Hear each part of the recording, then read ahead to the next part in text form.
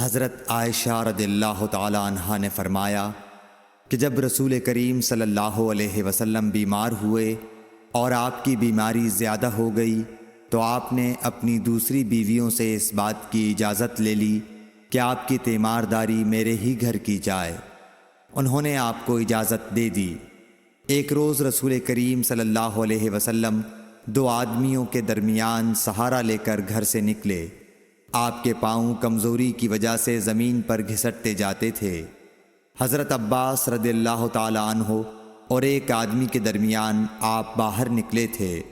عبید اللہ راوی حدیث کہتے ہیں کہ میں نے یہ حدیث عبداللہ بن عباس رضی اللہ تعالی عنہ کو سنائی تو وہ بولے، تم جانتے ہو دوسرا آدمی کون تھا؟ میں نے عرض کیا کہ نہیں۔ کہنے لگے وہ علی رضی اللہ تعالی عنہ تھے۔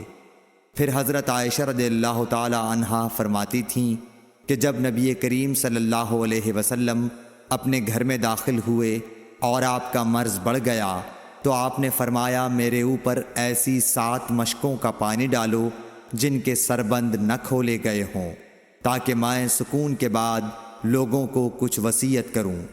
چنانچہ آپ کو حضرت حفصہ رسول اللہ صلی اللہ علیہ وسلم کی دوسری بیوی کے لگن میں جو تانبے کا تھا بٹھا دیا گیا، اور ہم نے آپ پر ان مشکوں سے پانی بہانا شروع کیا۔ جب آپ ہم کو اشارہ فرمانے لگے کہ بس اب تم نے اپنا کام پورا کر دیا تو اس کے بعد آپ لوگوں کے پاس باہر تشریف لے گئے۔ صحیح بخاری حدیث نمبر 198۔ عمرو بن یحییٰ نے اپنے باپ یحییٰ کے واسطے سے بیان کیا، وہ کہتے ہیں کہ میرے چچا بہت وضو کیا کرتے تھے، یا یہ کہ وضو میں بہت پانی بہاتے تھے۔ ایک دن انہوں نے عبداللہ بن زید رضی اللہ تعالی عنہ سے کہا کہ مجھے بتلائیے رسول اللہ صلی اللہ علیہ وسلم کس طرح وضو کیا کرتے تھے۔